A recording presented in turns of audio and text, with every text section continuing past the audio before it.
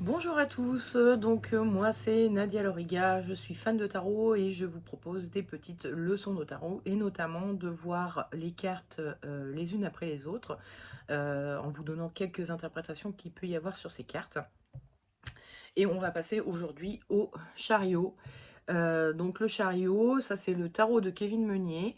Vous avez la version par exemple du Jodorowsky, on voit que c'est assez semblable, hein, sauf que là il y a une petite goutte, là c'est une petite étoile.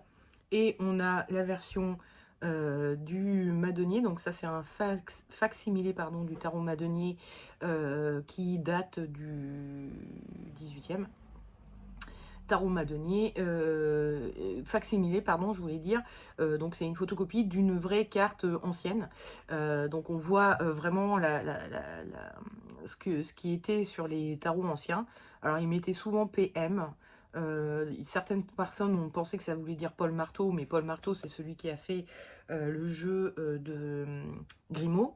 Ah bah tiens, je l'ai pas sorti mon Grimaud, bon c'est pas grave. C'est le jeu un peu le plus courant parce qu'il fut une époque, le Grimaud a été créé, je crois, dans les années 1930. Et puis, jusque dans les années 90-2000, c'était quasiment le seul tarot de Marseille qu'on pouvait trouver. Et puis depuis, sont arrivés donc des facsimilés, et puis des tarots plus modernes comme ceux-là. Donc le Jodorowsky, je ne sais pas de quand il date exactement le Jodorowsky. Peut-être des années 90, je sais pas, il faudrait que je me renseigne. Je vous le dirai dans une autre vidéo, dans ce cas-là. Parce que, bon, bref, c'est plus récent, hein, c'est Camoin Jodorowsky, ça. Donc Camoin qui a fait les recherches de vieux tarot et qui a dit à Jodorowsky de redessiner le tarot de cette façon. Ils ont appelé ça le véritable tarot de Marseille. Grimaud aussi hein, disait ça. Grimaud c'est l'éditeur, hein, Paul Marteau étant le dessinateur. Et donc, je retombe sur mes pattes. Paul Marteau, enfin, ce PM ne peut pas vouloir dire Paul Marteau, puisque ça date de bien avant Paul Marteau. Donc, voilà. Et c'est un facsimilé, donc c'est vraiment la photocopie d'un vieux jeu. Donc, ça tombait bien que ça soit le nom, enfin, les initiales de Paul Marteau, mais je sais pas si des gens, enfin, on a beaucoup écubré sur qu'est-ce que ça voulait dire le PM, mais ça n'a pas vraiment d'importance. Voyez ce que ça vous dit à vous si jamais vous avez un PM sur votre jeu. Mais bon, voilà. Je vous montre ces trois cartes pour vous montrer à quel point elles sont similaires, hein. Il a toujours son petit sceptre, il a ses chevaux, ils sont tous à peu près dans la même position, ils ont la même gueule, ils ont comment ça s'appelle, les espèces de masques de la Commedia dell'arte sur leurs épaules, les habits sont quand même franchement, voilà, hein, on est sur le même habit, tout pareil quoi, hein, la tenture au-dessus du chariot, bon bref, tout pareil. Donc ça, ce sont les tarots de Marseille que vous retrouverez. Bref, ma vidéo va parler essentiellement du tarot de Marseille. Donc si vous avez un tarot de Marseille, vous devriez vous en sortir avec les indications que je vais vous donner. Mais il existe d'autres jeux. Donc celui-ci, c'est celui de Oswald Wirth, qui du coup, Oswald Wirth était un occultiste du 19e, qui a quand même rajouté des choses. Là, on n'est plus tout à fait dans le même état d'esprit. Alors, certaines cartes du jeu de Oswald Wirth sont assez similaires, hein. Bon, c'est pas aussi proche que ça, mais on voit qu'il a essayé de respecter. Donc il a essayé de respecter, ben, on a un peu l'habit, la couronne, mais bon, il a mis des étoiles à la place des espèces de fleurs hein, qu'on trouve sur les anciens jeux. Donc on n'est plus sur ces espèces de fleurs, là on est sur ces étoiles.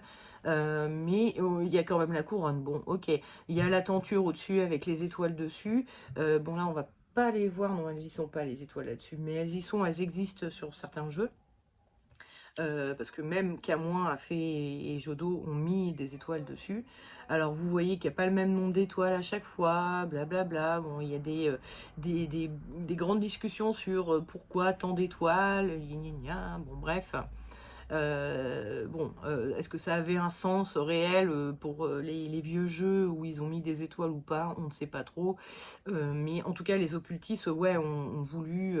Donc là, on est sur 6, 7, 8 étoiles.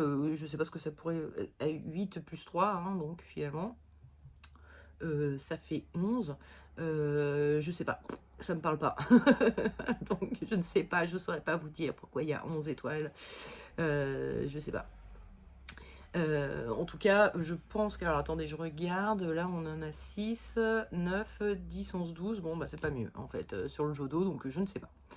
Et puis, Kevin, je pense qu'il n'avait pas d'intention spécifique en mettant donc 6 étoiles. Je pense pas. Je pense pas que ça ait un sens particulier chez Kevin Meunier. Il a essayé de respecter un jeu qu'il a trouvé, je pense, plutôt qu'autre chose. Bref, là où ça change beaucoup, c'est au niveau des chevaux, hein. On se retrouve avec des sphinx, ou des sphinges plus exactement, on voit bien que ce sont des femmes, hein. Donc, où on est plus... bon, déjà, il a rapporté de l'Égypte ancienne, on est au 19e siècle, donc découverte des tombes de Toutankhamon, des pyramides, et tout, enfin, on connaissait les pyramides, mais de rentrer dedans et tout ça, enfin bref, on est vraiment sur une période égyptologique à mort, hein, où on pense que la plus ancienne civilisation c'est l'Égypte, en tout cas la civilisation, oui c'est ça, organisée en ville avec un souverain, enfin bon bref, on s'imagine que la civilisation a commencé en Égypte à cette époque-là, parce que ce sont les vestiges les plus anciens que l'on connaisse à ce moment-là. Bon, entre-temps évidemment, on s'est aperçu qu'il y avait des civilisations bien antérieures, hein, voire même, il y en a certaines où on se dit, waouh, il y avait déjà une civilisation à cette époque-là, c'est bizarre, on ne comprend pas trop comment c'est possible. Donc effectivement, on a des monuments de type Stone Age et tout ça, là, qui datent du néolithique, enfin de période où on ne sait pas comment c'est possible, pourquoi on pensait que tout le monde à cette époque-là était chasseur-cueilleur ou commençait à peine à se mettre, à se sédentariser et donc à cultiver des petits terrains, mais de là avoir des villes, des choses comme ça, non. Et puis surtout des bâtiments tels qu'ils ont, enfin, comme ceux qu'ils ont laissés, on comprend pas. Donc on se rend compte que finalement l'histoire de la civilisation humaine est beaucoup plus antérieure que l'Égypte, mais à cette époque-là, au 19e, pour eux, l'Égypte c'est la plus vieille civilisation connue, et donc forcément celle qui a la sagesse. Et les sphinges sont vraiment des signes de sagesse, hein. Donc, on a vraiment ces notions de se faire conduire par la sagesse plutôt que par la bêtise, quoi. Ce qui n'est pas du tout le cas avec un tarot de Marseille où les chevaux, il y en a un qui va dans un sens, l'autre qui va dans un autre. Enfin, on a vraiment c'est pas du tout la même ambiance. Là, on est vraiment sur le personnage qui se fait tirer par la sagesse, qui a quelque chose de vainqueur, hein. Qui a quelque chose de dans son aspect initiatique. Le chariot va souvent parler, moi ça m'horripile un peu, je trouve que ça parle pas du tout de cette carte là, mais bon bref, du fait d'être vainqueur. Donc bon, voilà. Bon, après c'est vrai, c'est un personnage qui est en train de parader dans un chariot, donc on pourrait penser que c'est un vainqueur, mais de là à dire que ça veut dire qu'on va vaincre les obstacles si on tire cette carte. Bon. Bref, passons à Rider-Waite ou Rider-Waite-Smith. Donc on retrouve de nouveau les sphinges, hein, qui sont là. Donc on est toujours sur ce personnage qui est conquérant, qui est vainqueur et qui a été tiré par la sagesse. C'est la sagesse qui l'a rendu vainqueur. Il a toujours ses étoiles voilà. Il en a aussi sur... bon, comme quoi, je pense que vraiment, Waite, c'est souvent inspiré... J'imagine, hein, j'en ai aucune idée, mais en fait, j'imagine qu'il s'est beaucoup inspiré du Wirth, parce qu'il y a quand même souvent des trucs qu'on voit dans le Wirth qui se retrouvent dans le Waite. La petite nuance, c'est que le Waite, on n'a même pas l'impression que c'est un chariot, on a l'impression que c'est une espèce de cahute, vous savez, comme les cahutes de vendeurs à l'entrée des fêtes foraines ou je sais pas quoi. Enfin moi, en tout cas, c'est ce que je vois, hein. Je pense que rares sont ceux qui voient ça dans le chariot, mais on voit pas les roues. Et puis les sphinges, pardon, ont pas l'air d'être accrochés d'une manière ou d'une autre au chariot. Là, on voit pas leurs fesses aux sphinges, elles sont à l'intérieur du chariot, puis on voit bien les roues, hein, dans le Wirth. Donc on voit que c'est elles qui vont tirer le chariot, quoi. Pareil un peu avec le Marseille, hein, on a l'impression qu'ils ont le cul carrément dans le chariot, donc ils sont en train de tirer le chariot, et on voit bien les roues. Mais là, il n'y a pas de roues, on voit leur derrière, donc en gros, elles sont posées devant un espèce de truc, en plus c'est gris, donc on a l'impression que c'est fait en béton. Donc on a vraiment le sentiment que, bon, il y a un truc là qui est statique, et que bah, y a des singes devant, et puis c'est tout. Mais bon. Ils ont appelé ça chariot, donc certainement que ça parle du fait de se mouvoir, hein, quand même, de pouvoir avancer, voilà, de rouler, quoi, d'un véhicule, quoi. Donc voilà, le chariot du Railway Smith, qui a ajouté donc bah voilà, hein, cette petite touche Wait, c'est fin 19e, début 20e, si je ne m'abuse. Donc on est toujours dans cette pensée égyptologique de la civilisation la plus ancienne, etc. etc. Donc là où on va retrouver la religion primordiale, etc. etc. hein. Donc on est vraiment toujours dans cette idée. Et donc je vous montre deux tarots de type Rider-Waite qui ont été illustrés par d'autres artistes. Hein. Donc, comme toujours, on a des versions qui sont un peu plus modernes que voilà, la version originale, qui vont reprendre les codes. Ah bah c'est pas du tout un chariot, ça c'est un jugement. Excusez-moi, je me suis trompée. Je sais pas où il est mon chariot.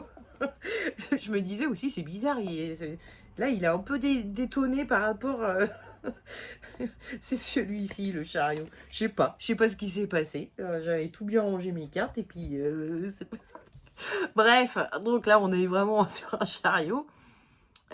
Donc contrairement donc hein, à celui-ci, on voit que il y a les rênes, on voit que c'est un vrai chariot, on voit la roue, donc bon bref, c'est bien tiré hein, par les animaux devant qui se retrouvent être des espèces de taureaux, et qui tirent un petit hérisson qui a l'air d'avoir un peu peur, hein, ça va un peu vite pour lui là sur cette carte là, mais bon voilà, il y a quand même le chariot avec son personnage dessus, donc il a un petit sceptre dans les mains, là, vous le voyez peut-être pas très bien, mais il a son petit sceptre, voilà. Et puis là, pareil, il a son petit sceptre, il y a les chariots, enfin, les chevaux qui sont en train de courir, hein, là on les voit, mais ils sont pas assis, ils sont pas couchés, ils sont bien en train de courir. Donc, autant là, il y a quelque chose d'ultra statique, hein, moi je trouve, dans cette carte-là, on a l'impression que ça avance pas, hein, que c'est pas... Autant là, les artistes ont fait vraiment quelque chose de très mouvementé. On voit même les yeux exorbités, où il y a quelque chose de l'ordre de la vitesse qui peut faire carrément peur.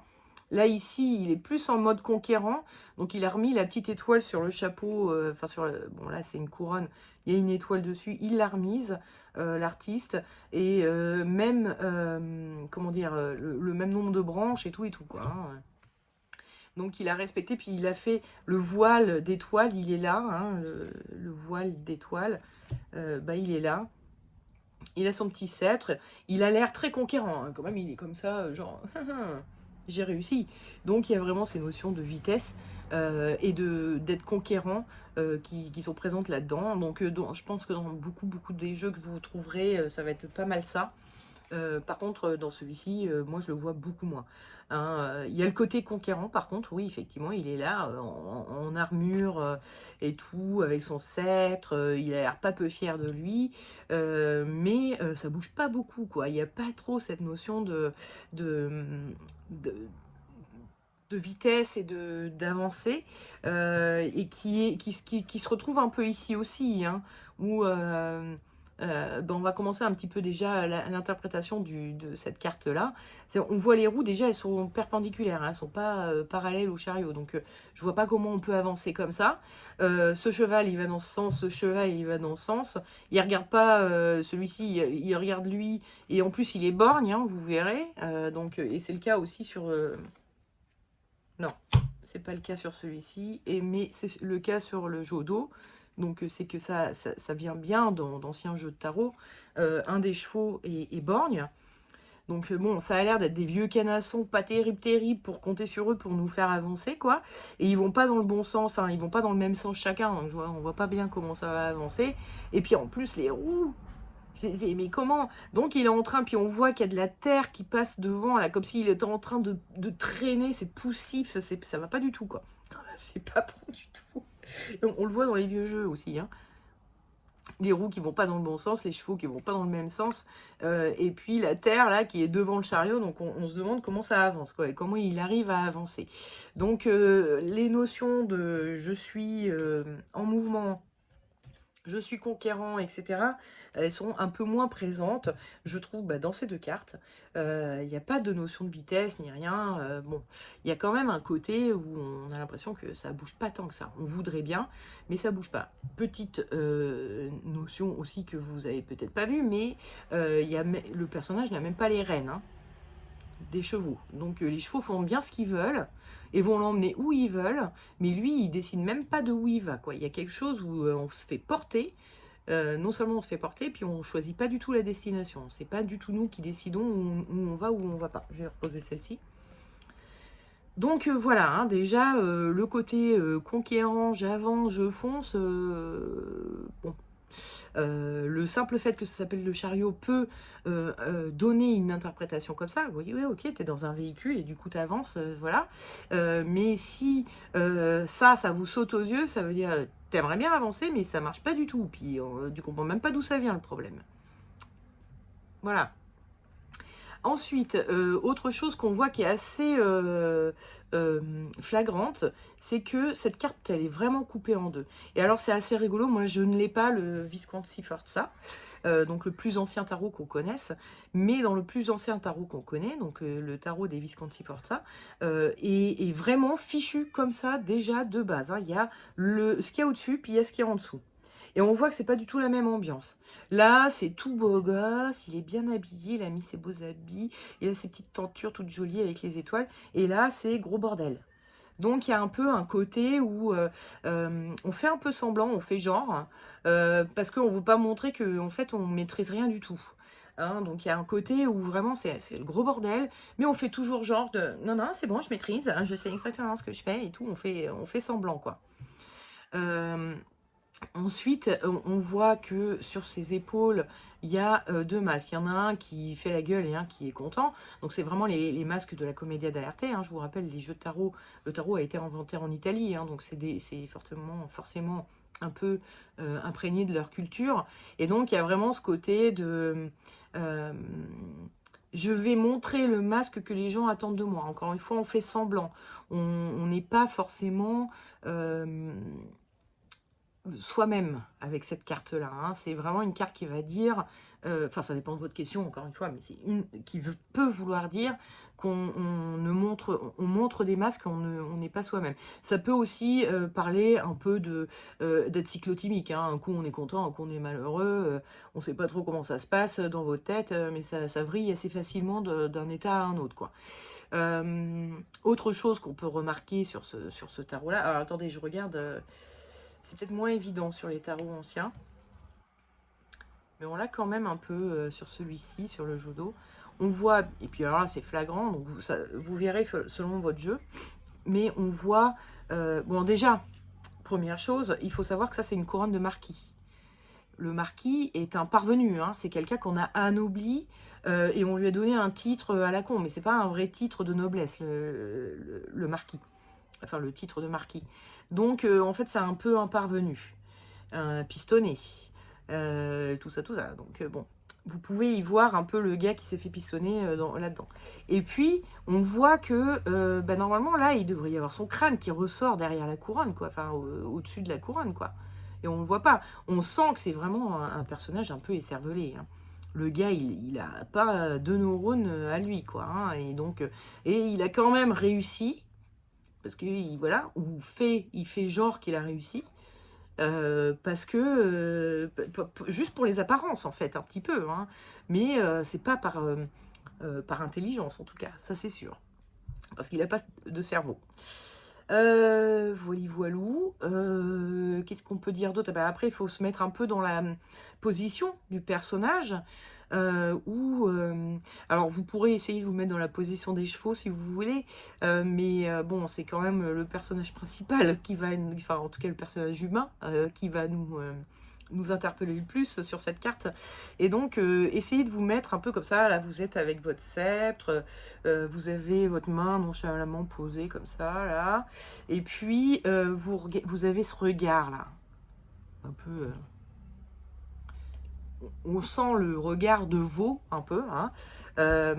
Il y a un côté où, quand on joue cette carte, quand on s'imprègne de ce qu'il est en train de ressentir, on voit qu'il s'ennuie terriblement. C'est même pas lui qui tire le chariot. On lui demande de parader devant tout le monde parce que voilà, eh ben, il est devenu marquis, par exemple. Enfin voilà, il a eu une promotion. Voilà. Mais lui, ça l'ennuie, mais profondément. Il s'ennuie. Il pense à autre chose. Il est en train de penser à autre chose là. Et il est en train de s'ennuyer ferme. Donc il y a vraiment un côté où on est là pour parader, pour accomplir des protocoles, pour faire ce qu'on nous demande de faire, mais c'est pas là où qu'on voudrait être. On aimerait bien être ailleurs. Voilà. Après, bon, alors j'ai dit des aspects positifs et des aspects négatifs, hein, le côté où il n'a pas trop de cerveau, il s'ennuie, etc. Côté positif, c'est quand même bah, une réussite, hein, malgré tout. Quand même, il est bien habillé. Donc, selon la question que vous posez, hein, attention, ça peut vouloir dire qu'effectivement vous avez réussi, même si c'est une réussite qui est un peu teintée de... c'est peut-être pas grâce à vos capacités, à votre grande intelligence ou je sais pas quoi, c'est peut-être plus par piston que vous avez réussi, mais il y a quand même une notion de réussite qui peut être là et qui peut parler de quelqu'un qui a réussi parce qu'il a bien travaillé, hein, tout à fait, mais bon...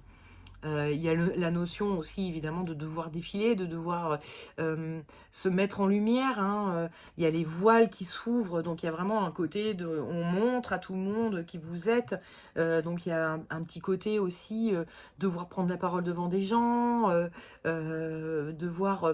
oui, c'est ça, faire un discours parce que bah, vous êtes le personnage le plus indiqué pour le faire, la personne la plus indiquée pour le faire. Bon, il y a le côté un peu cyclotimique, mais qui peut être aussi dans son aspect positif, je m'adapte, hein, si ça peut être, soit j'ai des sautes d'humeur, voilà, c'est pas bon, soit ça peut être, bon, si je suis face à quelqu'un qui veut, enfin voilà, il y a le côté un peu caméléon, quoi. Si vous voulez quelqu'un de très rigoureux, bah, je vais faire en sorte d'être très rigoureux. Si vous préférez quelqu'un de plutôt expansif, un peu, voilà, bon, moi, je vais le faire. Si vous avez plus confiance en quelqu'un qui est vaniteux, etc., parce qu'il est assez vaniteux, lui, hein, il est en train de se la péter pour un truc qui est... Enfin, il se la pète alors que ça va pas du tout, quoi. Donc, voilà, vous allez vous adapter. Ces deux trucs-là, ça c'est l'aspect positif de ces masques de la Commedia dell'arte. Et puis voilà. Donc dans l'aspect initiatique maintenant, bon, bah, je vous en ai déjà un peu parlé avec cela, hein, on a vraiment ces notions de euh, euh, d'être en chemin, de faire le chemin, d'accomplir le chemin, de se laisser un peu guider aussi par des instances supérieures. Bon là, avec les chevaux ça marche pas trop, mais si vous avez des Rider-Waite ça marchera beaucoup mieux. euh, d'être le vainqueur, hein, aussi, d'avoir euh, surmonté un certain nombre d'épreuves qui vous permettent maintenant de passer à un stade supérieur, hein, excusez-moi, quelqu'un vient de passer, ça m'a un peu surprise.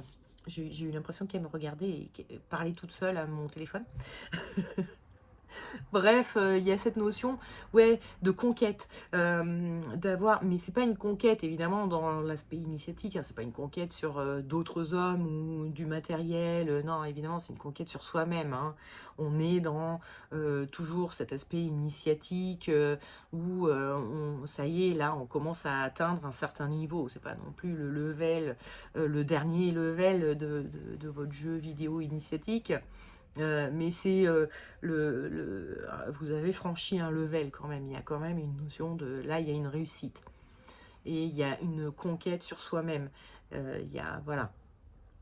Après, on pourrait en dire des milliards de plus, hein. J'ai lu des bouquins, je vous raconte pas comment on s'ennuie devant certains bouquins qui vous racontent pendant des heures ce que le chariot ou n'importe quelle autre carte hein, peut vouloir dire, en s'accrochant à des détails un peu idiots. Bon. Moi, ça me parle pas trop, donc c'est pour ça que je vous parle grosso merdo de l'aspect initiatique, mais je vais pas pouvoir déblatérer des heures et des heures dessus parce que vraiment, c'est pas du tout le côté qui m'intéresse. Je trouve pas ça assez pragmatique pour servir en consultation et l'aspect initiatique. Pour moi, vient des tirages en eux-mêmes. C'est-à-dire que, pour vous expliquer un peu la façon dont je fais des tirages, c'est-à-dire moi je fais pas de la voyance, je suis pas voyante, hein. Je suis vraiment là pour, vous avez une problématique, je vais essayer de voir qu'est-ce que vous pouvez mettre en place pour essayer de résoudre votre problématique.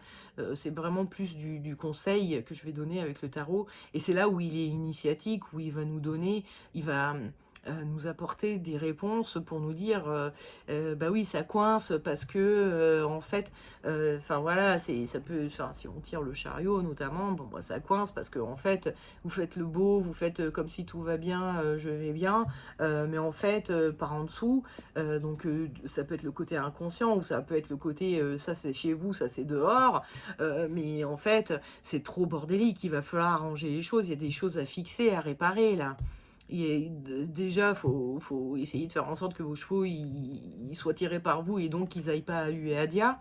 Hein. Va falloir faire en sorte et donc de bien vous définir aussi bah, là où vous voulez aller, hein, parce que pour l'instant on n'a pas l'impression que vous sachiez où vous voulez aller. Et puis il va peut-être falloir réparer 2-3 trucs pour essayer d'avancer droit, parce que là on voit pas trop comment vous pourriez avancer avec les roues positionnées de cette façon-là, quoi. Donc voilà, j'ai oublié de dire un truc super évident, évidemment, hein, le chariot, si vous le tirez, ça peut parler d'un véhicule, quel qu'il soit, hein.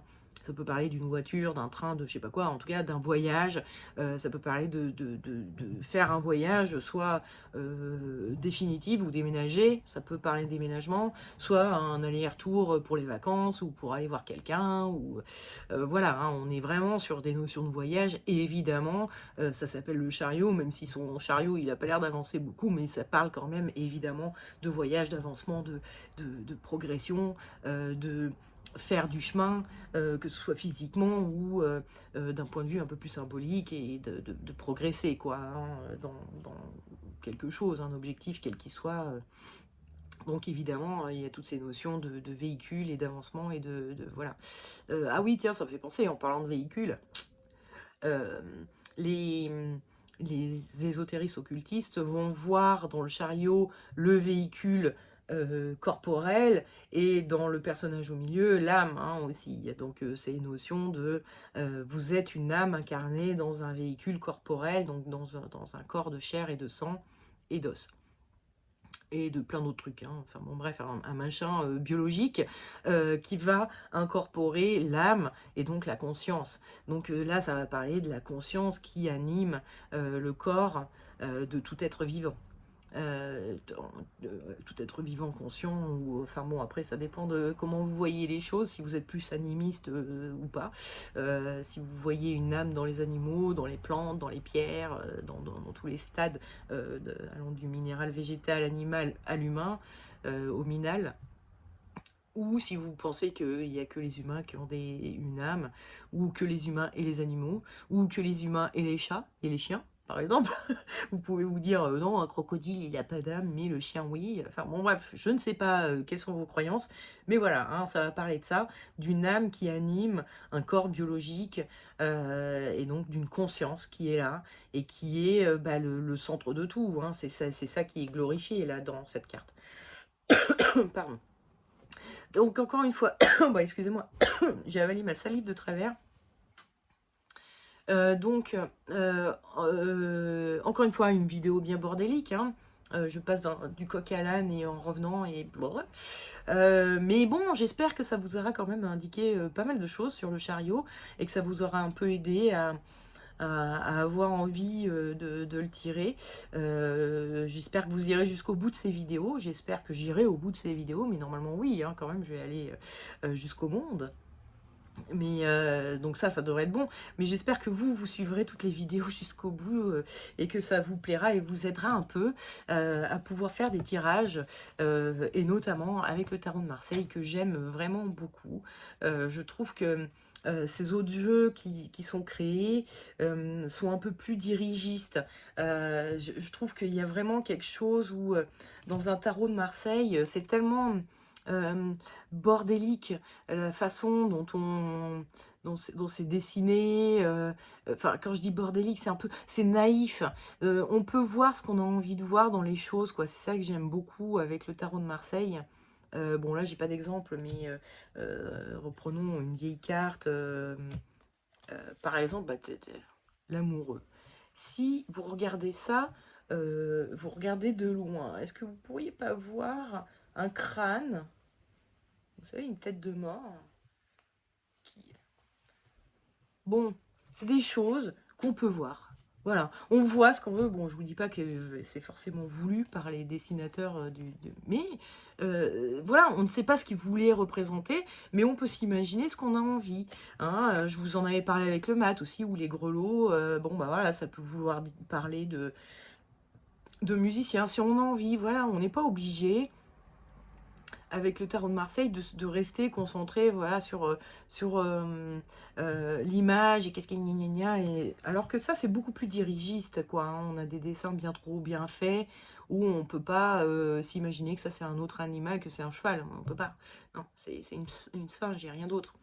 Hein, donc, bon, là, c'est des chevaux, c'est rien d'autre, hein, a priori, mais bon, on pourrait y voir des ânes si on a envie.